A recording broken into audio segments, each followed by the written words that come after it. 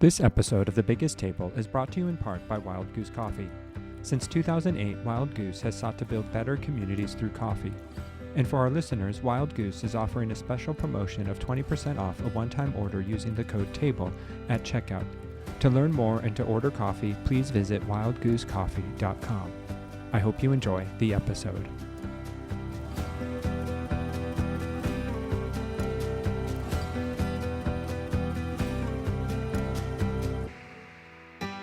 Hello, and welcome to another episode of The Biggest Table. I am your host, Andrew Camp, and in this podcast, we explore the table, food, eating, and hospitality as an arena for experiencing God's love and our love for one another. And today, I'm thrilled to be joined by Michael Shaikh. Michael is a writer and human rights investigator who has worked for 20 years in areas marred by political crisis and armed conflict. He has worked at Human Rights Watch, International Crisis Group, the Center for Civilians in Conflict, the UN's Office of the High Commissioner for Human Rights, and the New York City Mayor's Office of Climate and Environmental Justice. Michael is on the board of Addy Magazine. He is the author of The Last Sweet Bite, Stories and Recipes of Culinary Heritage Lost and Found, which was recently published by Crown Publishing. Originally from Cleveland, Ohio, he lives in New York City. So thanks for joining me, Michael. I feel honored to have this conversation with you. Thank you. I feel the same. Yeah, so you're a human rights advocate. You've worked in these areas marred by conflict. You've seen the worst of humanity, and yet your book is about food. So how did food come to play in your work for justice? It's a great question. Food, I kind of got sideswiped by it a little bit. Okay. And it kind of starts with my father when I was a child. And it actually has a tight connection to language. When I was a small kid, my father didn't teach us his native Sindhi language. He's from Pakistan. And we would go to these Christmas parties or we'd go to these cocktail parties, and there's my father speaking another language. Sometimes my father can speak three languages, and I thought he had kind of these magical powers. But I couldn't speak them. And I felt like they were my birthright. Mm-hmm. One day we were in Pakistan visiting family when I was a little kid, and my cousins were making fun of me in a language I couldn't understand. And when we went back to Ohio, I was like, Dad, you got to teach me Sindhi. Because I wanted to even the playing field, right? Yeah, right. Yes. Getting made fun of by your cousins in other languages. The injustice of it really was grating. So I'm like, Dad, can you teach me Sindhi? He's like, no, your mother doesn't speak it. I'm too busy as a physician, and you're an American kid growing up in Ohio. You don't really need it. I mean, the brushback was understandable, but it hurt a little bit. Yeah. But the language bug never really left me. And where it first started intersecting with food was when I was in Japan. I had studied for Japanese for a very long time, and I had lived in Japan for about 3 years. And I lived in this small little fishing village, oyster village actually, in Miyazaki, Japan. And there was this wonderful woman named Keiko who ran this gorgeous little izakaya, and she kind of took me under her wing. She was worried that I was single living in Japan, so I wasn't eating alone. I wasn't eating well enough and living alone. And so she taught me how to cook at her izakaya. And one night she was teaching me how to make this fried chicken, kariage. And it's an incredible recipe. It's actually in the book. And I had this wave of guilt wash over me. Here she is teaching me her old family recipes in her language. Yet I didn't know much about that from my culture, either my mother or my father's culture. So when I went home after that time in Japan, I was getting ready to go to graduate school. And it was in the summer, I forget what year, but my father and I started, kind of catching up after a few years of me being away. And our conversations over the course of several evenings that summer turned to his childhood in Pakistan. And it was the first time that my father kind of opened up about that time to me. My father had survived the partition of India and Pakistan in 1947. It was one of the most brutal events of that century. nearly 3 million people were killed, many more displaced. My father had witnessed some of this um, in what is now today Pakistan. And he didn't really explain much of this to me. Partition wasn't talked about in my family. It wasn't talked about amongst my uncles or aunts in Pakistan. And in fact, it's not something that's still talked about by that generation. It's only starting to come out just a little bit as this generation is um, nearing the end of their lives. They're starting to talk about it a little bit more. And this is what happened with my father. And in that moment, I saw how violence that had transpired in the 1940s, nearly 75, 80 years at that point, was reaching down through generations to steal language from me. Hmm. Fast forward, you mentioned that I worked for Human Rights Watch. I was in Afghanistan. I had been in the country for several years. A dear friend of mine named Tamim Sami had invited me over for dinner on my nearly last night in the country.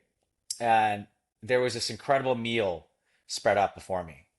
And I had been, like I said, I'd been in the country for several years at that point and had eaten in almost every province. And Okay. yet here was this meal with dishes that I didn't recognize. And part of me thought, well, Tamim is an incredible cook and he was Afghan. And like many Afghans, he had been a refugee many times. His family fled the Soviet invasion, went to Pakistan, then Iran, and then Europe and the United States. And so he had this amalgamation of cultures inside him. And being a very good cook, I thought maybe this was just fusion food Right. of some nature. And I asked him, particularly about this one dish, this chickpea stew, the recipe, which is also in the book. Like, to me, is this Afghan? I hadn't seen it before. It was kind of an arrogant question to ask, but when I asked, and I'm glad I asked, he's like, yeah, this is. And I'm like, why haven't I seen it before? And we ended up in this long conversation about why Afghanistan was at war in the first place, and Hmm. how this recipe was disappearing, not just because ingredients became scarce, but the knowledge to make it was leaving with people. Just imagine if you're getting ready to flee a war zone or even a hurricane, you gather up your most prized possessions and you take them with you. And that was happening with Afghans. They were taking their culinary knowledge with them as they were leaving the country, many never to come back. And so in that moment, I saw those same tentacles reaching down through history. The ones that stole language and culture from my family were stealing Afghanistan's recipe Hmm. from them. So that's kind of really how I came to see kind of the importance of food to culture, and one of the and basically inspired me to write this book. I love the story. It's a painful story, right? And I think so often when we think of refugees, you even mentioned this in the book, we forget about the culinary aspect that is lost.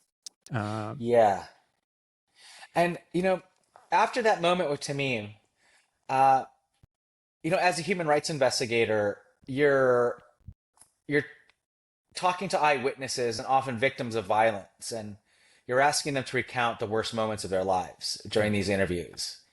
Um, and I often did it over a meal. mhm. And after that moment with Tamim and his dinner, when I saw that kind of culinary theft happening in real time, Right. I started asking. I'd often do my interviews over a meal to break it up. Yeah. It was a way for my interviewees and myself to focus on something outside the violence for a moment to give us a breather. Yeah. But I started asking in these moments, like, how is the violence that I'm investigating, and that the people that I'm talking to have been deeply affected by, how is it also changing the culture, and particularly food? So I started asking, how is the violence changing the food? And I mean, it just opened up these incredible stories, both Mhm. positive and heartbreaking at times. Right. And over the course of years of doing this, I came to really see the loss of one's culinary culture, not just a recipe, but all the structures around making food, Right. the culture, like hospitality, the ways of eating, the ways of cooking. These things are being lost, and they were deeply personal to communities, almost Mhm. like losing a family member. Right. And at the same time, I'm in many of these conflict zones.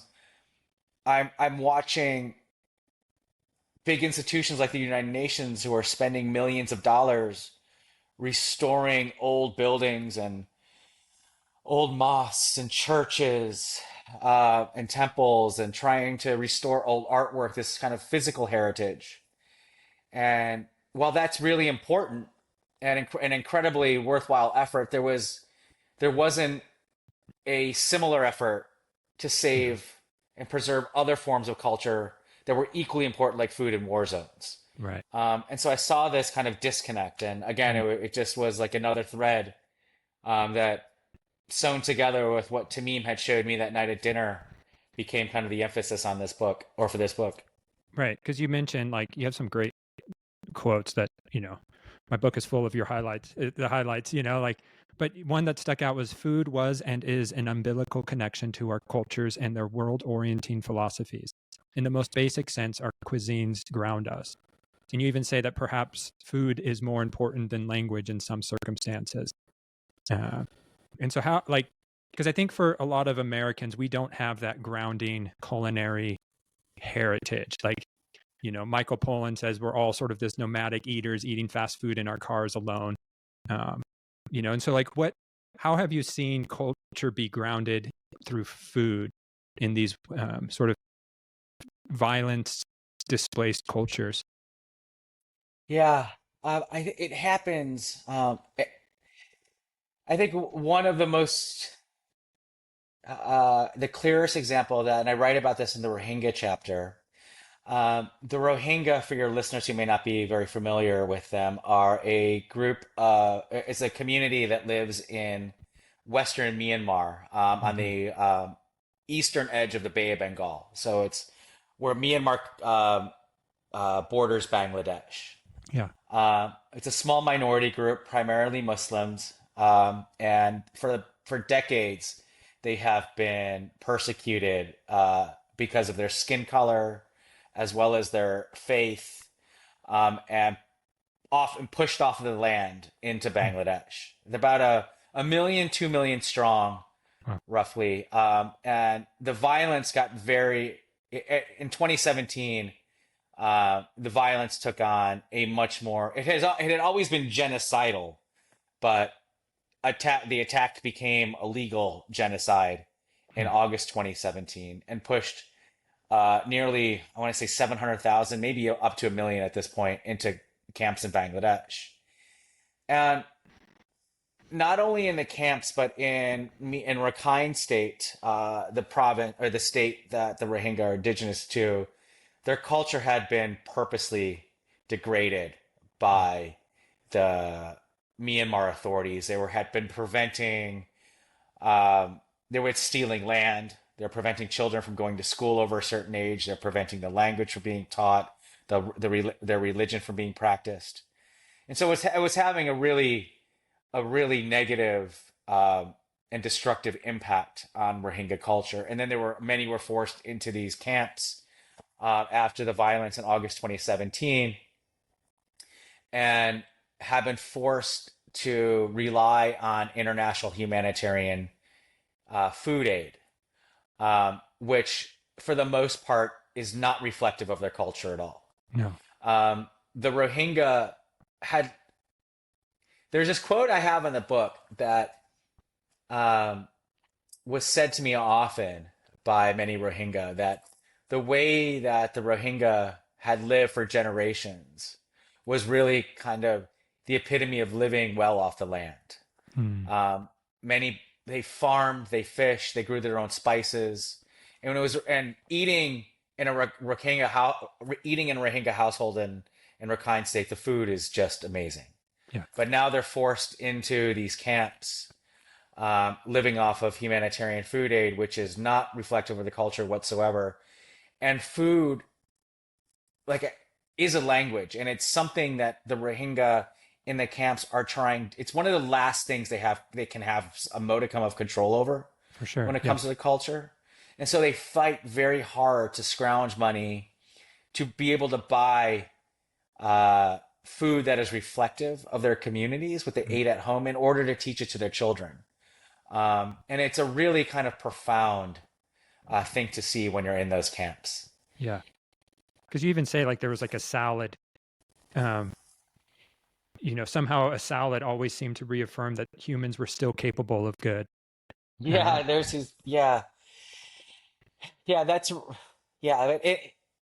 And it's a really heartwarming thing to see. They struggle, but they place so much emphasis, particularly women.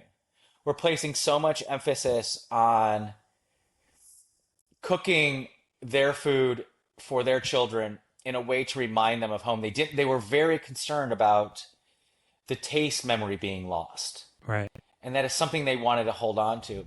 And it's also had this kind of interesting it's changing the Rohingya culture in a little way in that because it's a very conservative society. Yeah. Women aren't treated the best at even in the best of times.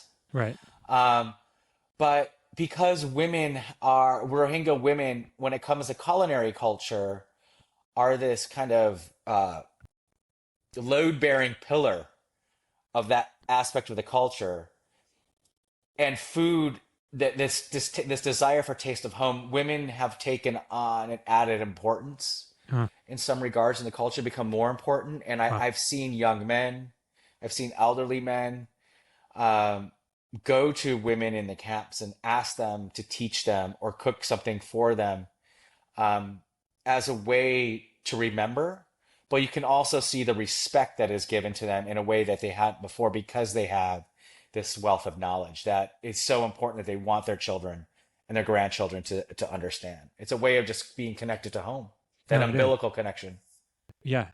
And, I think, was it the Rohingya that were planting gardens even in the midst of these desolate refugee camps and Yeah, they like they're holding find, on to something like the hope, the resilience, just to hold on yes, to something. absolutely.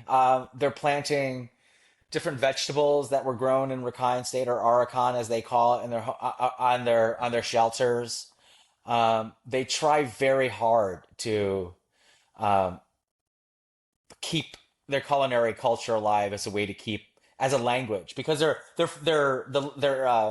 language their spoken language is starting to erode as well by being surrounded by Bangla, which Wow. is a sister language, Yeah. but it's the it's when little kids are growing up in Bangladesh, that culture is seeping into the camp. Also having phones, they're watching movies that are in Hindi and Right. Bangla as well. So like that is the pop culture is affecting how the children speak. Hmm. Um, so the violence is eroding so much, so many different aspects of the culture. But the one thing that they really can try to keep a handle on a little bit is their food. And Yeah. so kind of the growing of certain vegetables and spices is a way to keep that connection to home. The power of food to provide some glimmer of hope in the midst of just pure ugliness. Like, yeah, to hold on to that food culture, it's just there's something beautiful about it. Yeah. That I think we don't often see. And and so what led you to these, like you tell the stories, of Czech Republic, Sri Lanka, you just the Rohingya people, and then you're in the Uyghur people, Bolivia. Like what led you to these specific stories? Because some of them are great because it's stories I wasn't familiar with. Um, Yeah. Um, I mostly focused on the places that I had a connection to, mm-hmm. the places that I had worked primarily. And I also wanted, and those are largely places that aren't on the front page of the New York Times, right? They're Right. or the LA Times or the Washington Post. So I wanted to bring stories of communities that I had a connection to, but also didn't have, weren't getting the attention that, they're just falling off the front, they're falling out of the headlines. And so Yeah. those are the communities and the cultures and the recipes that I chosen. There's a few in there that I hadn't worked on, countries I hadn't worked in professionally, like Bolivia, but I Mm-hmm. was just generally interested in what was going on there. Yeah. I had, the drug wars were so violent that after seeing the violence in other places affect the culinary culture, that I was very interested in those violent episodes and wondering what the culinary impact was there. And so it was a combination of places I had worked. It was a combination of places that I thought needed more attention that the world seemed to be forgetting about, and some that I was just generally interested in, but kind of fell into the second category of like the world I think should know more about this, Right. or just like keep it on the radar screen. Yeah. So yeah, there were a few other chapters I really wanted to have in the book as well that were personal to me. Um, I had wished that I had included a chapter on Cambodia. Hmm. Particularly this year is the 50th anniversary, um, about terrible anniversary of the Cambodian genocide, Yeah. and a violent event which has a very very tight nexus to food Hmm. and starvation. I had tried to write a chapter on South Africa and the resurgence of Black South African cooking, Right. and the effects of apartheid on that, and Syria, but for it, I had to time, money, resources. Yep. Life just kind of got in the way of like making the book a little bit bigger, but um, I think the book it got the essential points across that I think I needed to get across, and Yeah. hopefully I can write about those other chapters at some other point. And was there a place that left a bigger impact on you that you were surprised by, or uh, All of these places like hold like very special places in me and have left indelible marks on both my soul and my heart and my mind. I will say that um the one perhaps maybe the chapter on the Pueblo nations and the epilogue, which looks okay, at the impact of the Manhattan Project still yeah, on not only indigenous communities in New Mexico, but Nuevo Mexicanos, and then the broader Mexico community, like turning that lens on my own country, right, and directly looking at the legacies of its violence on our people. hmm, Um, and I think that was one of the most eye opening. hmm, Um, Personally, you know, being given permission to be able to tell the stories of the people I did of from the Santa Clara Pueblo, particularly the Naranjos, Marion and Ray, her son, yeah, but also over those conversations of getting to know them, getting to know their culinary traditions, getting to know and learning about their everyday persistence to keep those wonderful culinary traditions alive, hmm, and see and like because it's so deep, because those traditions are deeply embedded and connected to everything else. yeah, It's almost impossible to separate Pueblo food for traditions from you know their faith, their yeah, landscape, right? And so learning that, but at the same time in the background, um, is Los Alamos National Laboratory and the right, legacy of the Manhattan Project, and it was inescapable hmm, in many of the conversations that I had. And I thought long and hard about I didn't know whether or not I include that. I didn't know how to include it, but it just felt very important. It was very important to those families that I had been talking to about for that chapter. I've been talking to for that chapter, and I went back out and to New Mexico and for a couple trips and really focused on the and learned about the legacy of the Manhattan Project and the explosive testings on the plateau, and kind of the nuclear garbage and radioactive garbage that's right, spread around yeah, New Mexico because of that, and how it's affecting the lives and livelihoods and culinary cultures of many New Mexican communities. So yeah, I think that probably has left um, the deepest cut, but also given me the most hope in some ways, hmm, for how people are responding and thinking about it, coming together and acting collectively.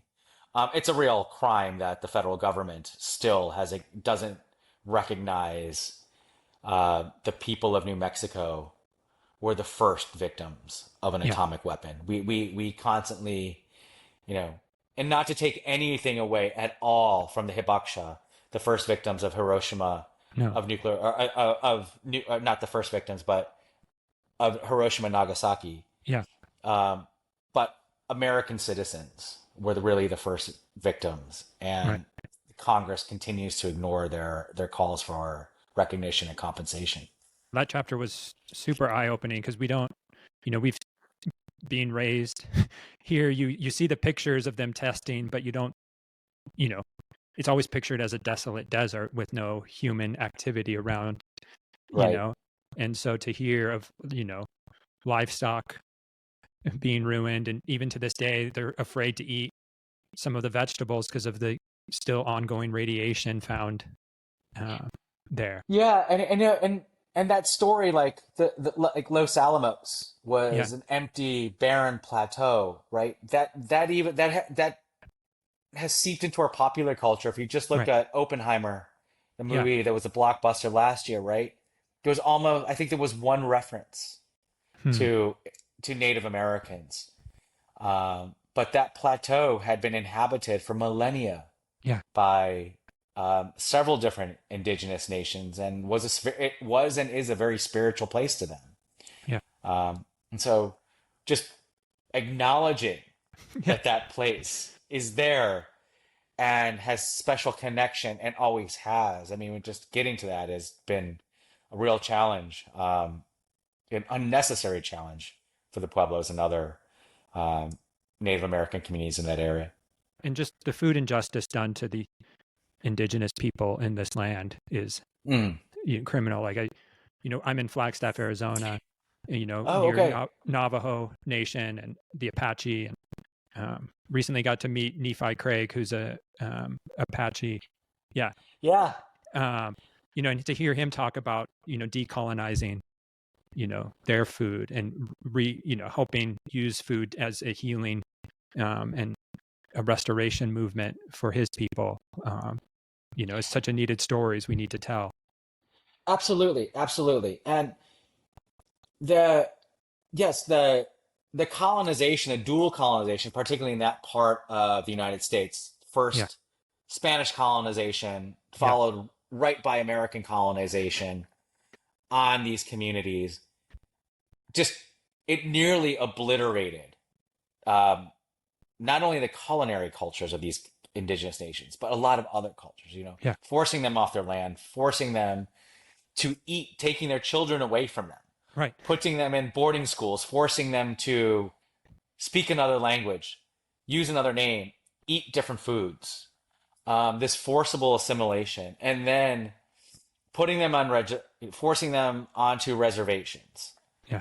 again, and drip feeding them rations. Yeah. Uh, and now you have the commodity food programs, which is you know, maybe not a direct descendant, but certainly related to the food rations, the U.S. military food rations that indigenous communities were forced to survive off of. And now you have this other program that doesn't really reflect the culinary traditions or food cultures that of the indigenous peoples, and are unhealthy and addictive, and Yeah. connected to diabetes and all sorts of other Right. uh, terrible things. And yet, you know, it's a real, and the fight that every day that indigenous households and now chefs like Nephi Craig or Right. Sean Sherman or Kiloa Domingo, are fighting every day amongst many others Right. to beat back these historical legacies, Yeah. with very little help from the federal government, right? To No. acknowledge its Right. own problem. Yeah. Yeah. And I think So it's just to shed light on these stories here. So where it's so easy for us to think of displacement, violence happening, across the ocean, but for us to see our own complicity in this problem, and that it's right here in our own backyard. Uh, yeah, and it's continuing. yeah. It's not only with Native American communities, but with looking at what's happening with the policy of our current federal government. Right. You know, the brutality that is being inflicted by ICE agents on immigrants in this country, legal and illegal, Yeah. right? And I think and forcing these people into horrendous um detention facilities, the family separations. Yeah. These things have an impact on our culture.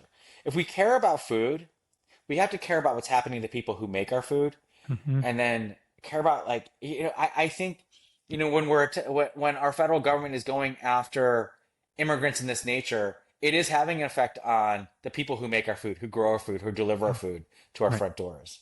Yeah. And I think we have to, look at this seriously. Like, yes, the country has an immigration problem, Right. but it can be dealt with humanely. Yeah. It can be dealt with in a way that respects our common humanity. There's love for one another, there's community for one another, and respects our culture, right? And I Yeah. think we're moving away from this. What makes, I think, the United States so wonderful is that there are many different cultures that are working in tandem with each other. Yes, there are problems all the time, right? It's not an easy thing, but nowhere on the planet is it harmonious. But I Yeah. think the diversity makes us Hmm. strong. It makes us colorful. Like, it makes our food great. And Yeah. again, I think if you're interested in food, you gotta care what's happening to the people who make our food and try to do something to help them. It's a complicated mess, and it's not Yeah. getting any easier. And but how food can play a role in all of this, I think, is important story to Yeah. remember. Yeah. And I think one of the things that you can do is just understand that the food on your plate is political. Yeah. Ask questions. Mm. Because, you know, why it's there and why it might not be there in the future, right? Yeah. How did that food get there? Who brought it there? And why did the farmers in the Salinas Valley, or the farmer or the winemaker or the grape pickers in Oregon, why are they there, Mm. right? Yeah. And thinking about that, and how are they making our lives better, Hmm. right? So I think, but just understanding what's on your plate is political is a really important first step. It is. um to switch gears a little, because one of the chapters I loved, or loved is a weird word to say, in your book, or Yeah, enjoyed and resonated with, was yeah. the Uyghurs in Xinjiang, because I spent time 3 years in Kunming, China, and there was a small Uyghur Okay. population, and got to try their food. Always loved their kebabs, the noodles. um, Oh, right. Yeah. and so, like, obviously that connection, there's a lived connection there. And so, yeah, help the listeners, because I think there it's almost um, stark of, that, this halal cuisine is not just part of who they are, it's central in the Chinese government trying to, you know, obliterate that. Um, it's, Yeah. Yeah. Um, that was a very difficult chapter to write. I had spent some time in Xinjiang years and years ago, but it it felt like it was a conflict that had fallen off the front pages right. of the newspapers and the press more generally. And what's happening there is really just the Chinese Communist Party. And I'm being very careful here not to lump in the entire Chinese population, because many of them do care what's happening. Many Yep. people do care what's happening to the Uyghurs, but are also all facing many other Chinese communities are facing similar aspects with forced assimilation. And Yeah. Tibetans as well. But this is a forced assimilation project, very similar to what the federal government here in the United States carried out against Indigenous Americans. So this is a contemporary um, analog that's playing out in real time, trying to force Uyghurs away from their own Islamic cultural traditions and culinary traditions and historical traditions into a more kind of party approved version of China, of what a good Chinese citizen is like. Right. And one of the main ways they have been doing this is attacking um, Uyghur culinary traditions, trying to put their hand in between the Uyghur hand and their mouth. Hmm. And one of the tactics of this is forcing Uyghur Muslims um, follow a practice called halal eating. It's a way. It's very much like, yeah, it's not a perfect analog, but very much like kosher eating. Right. Um, and it is central to the way many Muslims eat. Yep. Um, and there are proscriptions and prohibitions, and two of the prohibitions of halal is not eating pork and not drinking alcohol. And the Chinese Communist Party has forced Uyghurs to do both. Yeah. Um, and that really is an attack on the Uyghur identity in many ways. Hmm. And one of the main ways that the Chinese Communist Party are forcibly assimilating, basically trying to beat the Uyghur identity out of the Uyghurs, is interning them in these prison camps Yeah. where they're forced to undergo indoctrination. And part of that indoctrination is starvation. There are uh, Turkic Muslims who live, not just Uyghurs, but Kazakhs, who are also Turkic Muslims who live in Xinjiang, have given testimony about how the Chinese Communist Party in these internment camps have forced Uyghurs and Kazakhs and others um, to live without food for days on end, starving them, and then on Fridays will allow them to eat. And the only thing that they will give them is pork. Hmm. There's been testimony. There's videos online of Uyghurs and elderly Uyghurs being forced to drink at drinking contests in public as a way to, uh, you know, show their, I don't know if it's a loyalty, but show that they're not terrorists. Like, Right. the Uyghur, if you eat halal, it's a sign of extremism. Yeah. And for the Chinese Communist Party, not abstaining from pork is a sign of extremism. The Chinese Communist Party has this list of, I think, 70 forms of extremism, Wow. and not eating pork, not abstaining from alcohol are signs of extremism, which could end you up in one of these internment camps for indoctrination. And I think roughly 1 million people, Yeah. according to Amnesty International and Human Rights Watch, have ended up in these internment camps, Right. which are now being transformed into labor camps. And part of this process of assimilation is taking a playbook out of the U.S. federal government of stealing children and putting them in the boarding schools.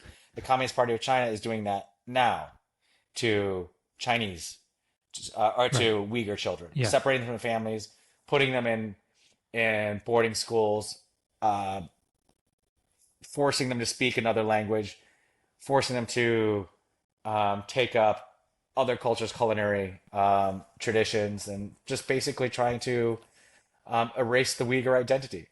Wow. Yeah. So in the midst of this, you've seen, like you said, you've seen and heard devastating stories. And so how do you maintain hope and joy? Or what gives you hope? To keep telling these stories, and not become a jaded pessimist. Yeah. So I think, I yes, this book is about how violence changes cuisines, but the other half of it is how the human rights activists, the home cooks and chefs are fighting every day to keep their food cultures alive. And that, watching them do that, learning how they've done that is real inspiration. Yeah. I look at women like Marian Naranjo at the Santa Clara Pueblo, who has worked with her community to not only rebuild the physical structures in which to make buwa, which I talk about in the book, which is a phyllo dough like bread. It's a Mm. traditional Pueblo bread, but bringing that tradition back, Yeah. working with the community to build a buwa house, Mm. and to teach young Pueblo women how to make it, and just watching that and learning about that has been a real inspiration. the Rohingya women in the camp that I have been fortunate enough to know for many years and what they're trying to do to help their children, the respect that they're now um, seeing being given as kind of these bearers of Rohingya culture Mm. is an inspiration. You know, in some ways, it's not happening across the camp generally, but in small pockets, you're seeing some really interesting things happen. Uh, you know, watching how Bolivian chefs Yeah. like Marcia Taha are using the coca leaf, the precursor to cocaine, the coca leaf, and using it as a form of political resistance and education Yeah. about the drug wars and how it's the terrible impact on Andean food cultures. Like all of this gives me a lot of hope, the creativity, the ingenuity, and the persistence of people to push back. Mm. So yeah, I've tried to take that as much as I can into my own life to kind of help beat back the very easy pitfalls of pessimism to Right. around these days. But um, I think part of this book is, if you read it, you'll see all these little kind of strategies and tactics for getting through tough times, Yeah, right? And I think that's something that we need right now. for sure. And most often it involves our culinary traditions, Yeah. rediscovering something beautiful that may soon be lost.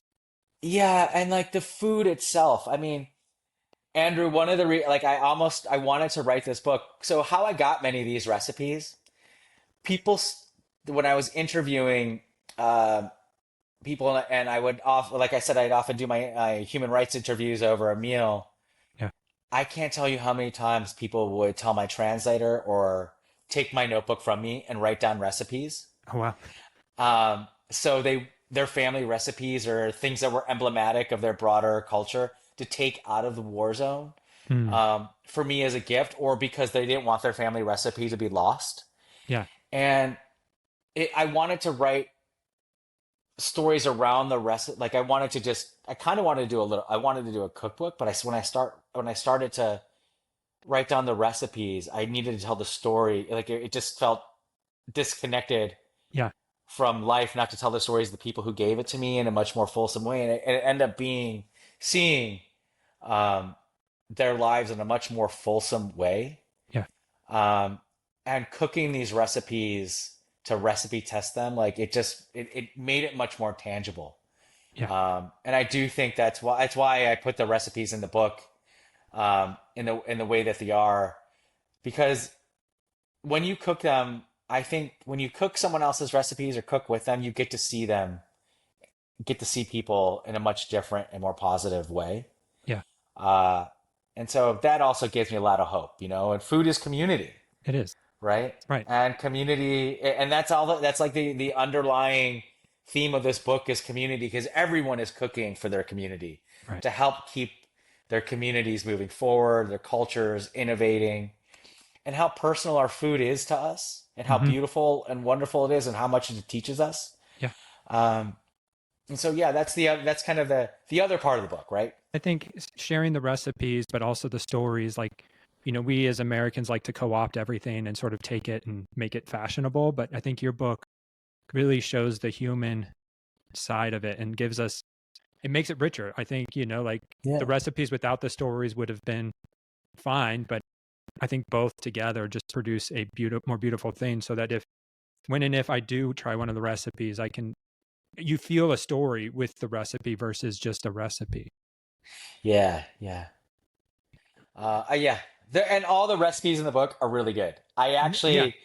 I didn't choose them because they were good. I actually chose them because those are mostly the ones that were given to me, Yeah. and the stories are really fascinating. Um, but they're all good. They're I'm all sure. wonderful. I would cook them all the time. I need to procure some ingredients before trying Yeah. some of, especially the curry. I love a good curry. You Oh know, yeah, there's a couple really good curries in the book. if people, when they buy your book, what is there one recipe you're like, hey, try this one first, or is it just like, you, I can't. I don't play favorites in this one because I have to Okay. say that they're all my favorites. I will say if I had to give you one piece of advice, your listeners, one piece of advice, don't get intimidated by the ingredients list. Like you can Yeah. break up a lot of these recipes into like a weekend. It's Yep. fun cooking. Do it with friends. Yeah. Um, but you won't go wrong spending the time No. doing it. And I think reading the book and then cooking the recipes will get a fuller understanding of the people that I've introduced you to. Yeah. And what do you hope? You've sort of alluded to it, but like what, for people, Westerners, Americans who read your book, what do you like if they come away with one thing, what do you hope your book sh- gives to the world?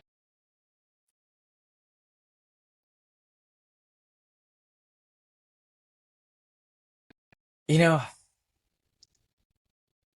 how mainly how important our culinary traditions are to us, right? Mm. Yeah. I think if, you know, if something is so important to destroy, if governments actually spend a lot of time and energy understanding their enemy's food culture in order to destroy it, it should be that important to protect. Mm. Um, and I think I want to, from a policy level, I want those policymakers to read it to understand that our food cultures are just important as other forms of culture, that they need to be put on. We need to spend as much attention um, protecting our food cultures and more as we do other forms of Yeah. cultural heritage. And I think that is something I like people to take away, to see that it's, an old painting is just important as an old recipe. Yeah. Many times they carry different things, right? They're Right. not perfectly analogous, but they carry different parts of our history and sentiments and nuances about our culture um, to other parts of the world. So we need to pay attention to that and respect that. Mm. I think we all inherently get this, right? I Yeah. think on a community level, like, but I don't think our policymakers tend to get this. The ones Mm. that really are responding to crisis, and Yeah. this is a bit harder now because of not just the United States, what's happening in the United States with the rollback of humanitarian aid, but in other parts of the world. There. I wouldn't say I wouldn't say the scale is similar, but there has been a reluctance to really support humanitarians in a robust way that we have Yeah. in the past. And I think that is going to have really, really, really negative impacts on other forms of culture. I mean, the Yeah. USAID cuts, I can't, the I can't put into words kind of the destructive impact that is not only already having, Right. but will continue to have for generations. Yeah. And I think there will be not only not only physical human consequences, but there'll be some pretty dramatic cultural consequences that we're going Yeah. to lose things. Yeah. Humanity will lose things, and I think that's what makes you know that it just makes life worth living. Right. You know, Yeah. Yeah. um, and I think if there's another thing that I want people to take away is the role of women Mm. in Yep. producing food culture. Women have played a central role for since time immemorial when it comes to our food cultures. And we need the story of food in war is also the story of women and girls in war. Yeah. And I think if we want to be more serious about protecting food, we need to be more serious about protecting women and girls. Mm. And I think one of the most important things we can do is end this crime or make this phenomenon a crime called domicide. And it's something that a lot of people don't know about. And if you'll permit me a second to Yep. just explain it, domicide is this event in war in which homes, neighborhoods, towns in mass are flattened. Mm. Gaza, Yeah. Mariupol, Mungda in Myanmar, Khartoum, where and like when homes and neighborhoods are flattened on this scale, that means kitchens are flattened on this scale. Mm. And kitchens are where women and girls, for better or worse, spend a lot of their time. Per, you know, Yeah. cooking, get, you know, making our keeping our families together. When those places are destroyed, our cultures are destroyed, um, in a way. So Mm. I think we should outlaw this crime. We Yeah. should make domicide a crime, like with the crime of apartheid, the crime of torture, um, as well. That would go a long way in immediately protecting families in times of war. No, right. People need places to live. If we Yeah. can't live, we can't cook. No. And you're And if we, seeing this right now. You're seeing this right now in Gaza. yeah. No. Um, so many more stories to tell. Um, but if what's the story you would want the table to tell?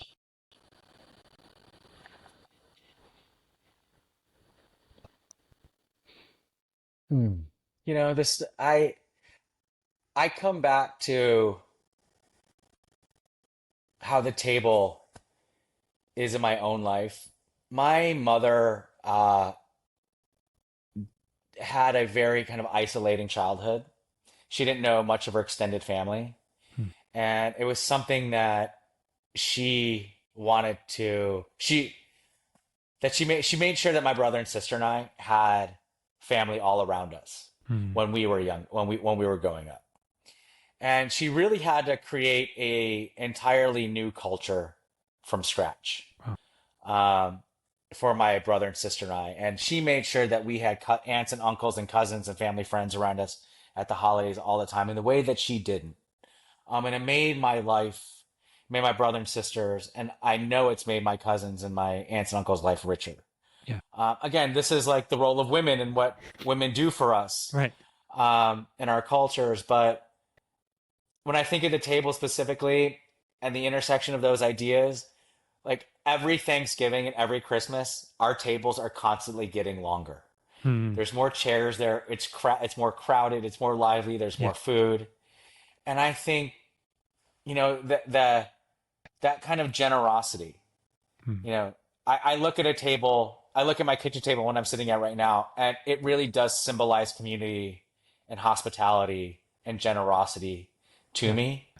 And so I think, every time you look at a table, I think, what is it trying to tell you about those things? And um, should it be longer, Yeah. right? Hmm. Should we have a Right. longer table? Yeah. There's an Afghan saying, that you can tell a person's generosity by the length of their tablecloth. And it's a Wow. little different, and um, it loses a little bit in translation. But yeah, I think Yeah. the length of your tablecloth says a lot about who you are. And I think we should all be sewing longer tablecloths. I love that, especially in today's age where I think so much of a meal can humanize people and Yeah. allow you to see the story and what the values that lay beneath. Um, Yeah. Andrew, I think another thing, going back to your question about going back to your earlier question about your audience takeaway, again, I go back to things in my own personal life.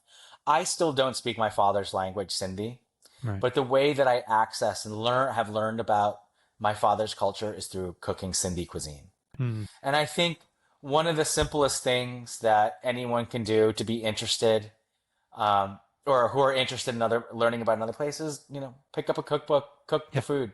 Right. I think it can tell you a lot. And don't get worried about whether or not it tastes right or it's authentic. I think you lose a lot in these arguments around authenticity. Yeah. But just try it and be curious. I think Right. that's the most important thing, is just curiosity. Mm. I love it. Yeah. Being curious with recipes, being curious about cultures. I've never been gone wrong, trying a new dish or, you know, branching out my, you know, repertoire of food or, what I've tried at a restaurant. Hmm. There's always something beautiful about trying a new dish and being exposed to what that culture can bring. Hmm. Yeah. So some fun questions to Yeah. wrap Yeah. up. And I'm really curious about your answers given the nature of your book. Is there one food you refuse to eat? No, there's foods I don't like. Okay. Uh, but I can't think of one off the top of my head that I refuse to eat. Um, yeah, I guess. I mean, there are probably definitely things for ethical reasons, and Right. I'd have to, if a dish was made in a way that had just brutalized an animal in some way, I Yeah. probably wouldn't. But I try to think. I try to think about where my food is sourced, Yeah. and try to maintain a pretty solid ethical standard when it comes to that. Hmm. Uh, Understand you can't all the time, Right. but yeah, Yeah. there's not a. I can't think of one, but maybe I'll think. Maybe as we talk, it'll Yeah. come to me. I guess in line with that, I'd be curious, was there a meal in your travels and in your conversations? Is there a dish that you were served that you was hard to eat, or like, that you had to like, you ate, but you had to wince, or, you thought like, oh, wow, like I've never thought I'd be eating this.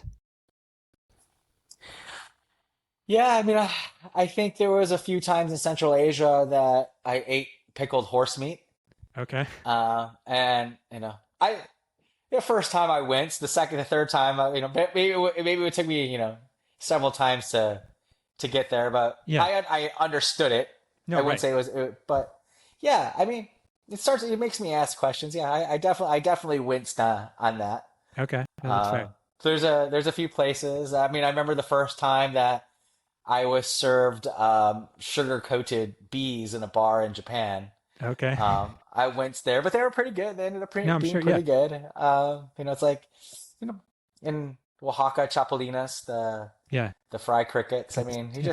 you get acculturated to them. No. And I think, again, when you learn the story or understand, Yeah. sometimes the honor of being served, what you're being served, like it can Hmm. change your perspective and at times. On the other end of the spectrum, what's one of the best things you've ever eaten?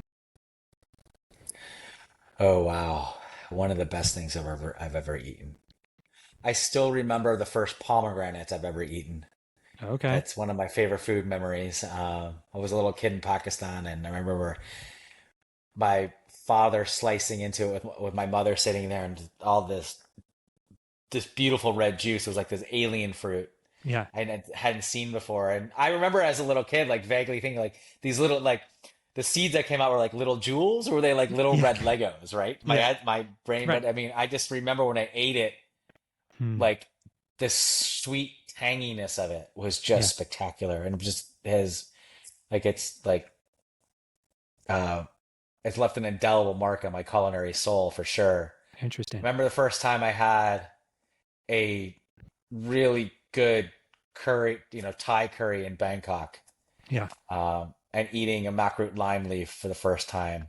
Hmm. Those were really good things. I mean, those are some of my best food memories, For to be sure. honest with you.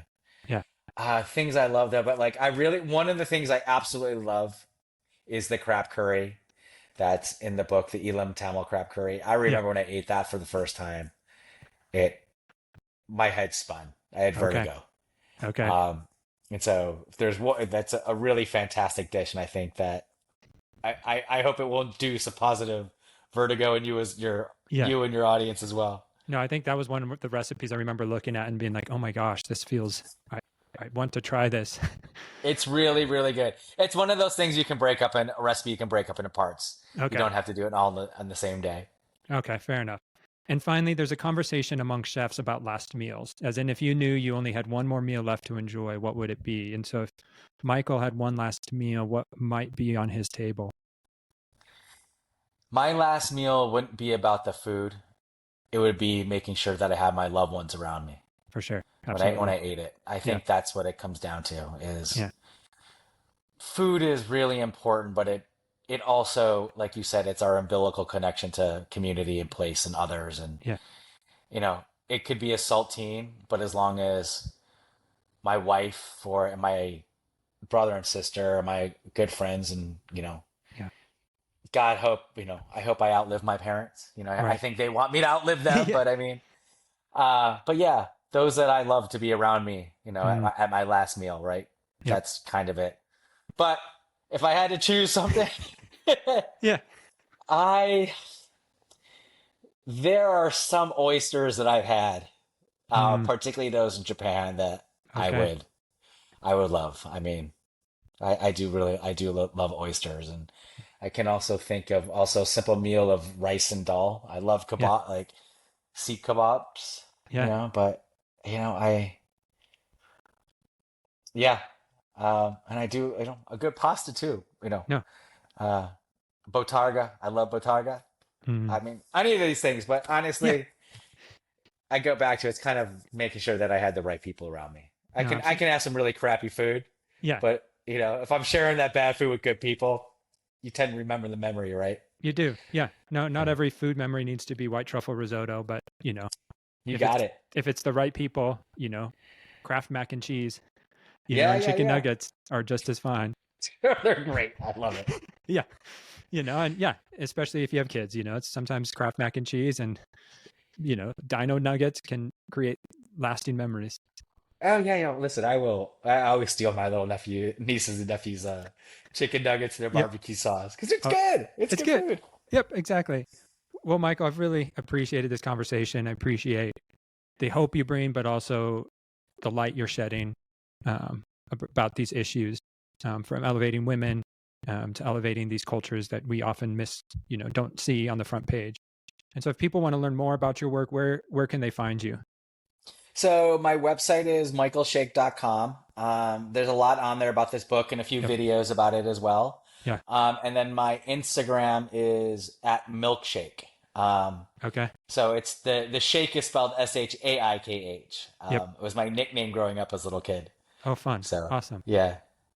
Well, really appreciate it, Michael. And if you've enjoyed this episode, please consider subscribing, leaving a review, or sharing it with others. Thanks for joining us on this episode of The Biggest Table, where we explore what it means to be transformed by God's love around the table and through food. Until next time, bye.